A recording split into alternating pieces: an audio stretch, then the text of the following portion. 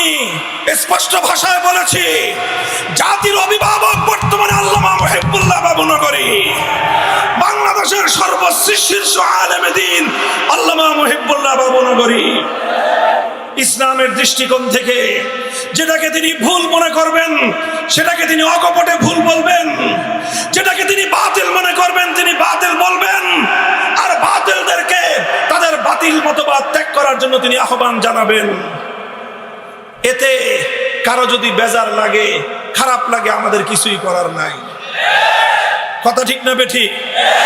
আল্লামা মুহিবুল্লাহ বাবুনগরী হাফিজাহুল্লাহ তিনি বর্তমান জাতির অভিভাবকত্বের জায়গা থেকে খালিসান লিওয়াজহিল্লাহ, একমাত্র আল্লাহকে সন্তুষ্ট করার উদ্দেশ্যে, আল্লাহর রাসূল এবং সাহাবায়ে কেরামের মহব্বতের দ্বারা তার দিল ভরপুর, এই জন্য তিনি শানে সাহাবার পক্ষে কথা বলেন।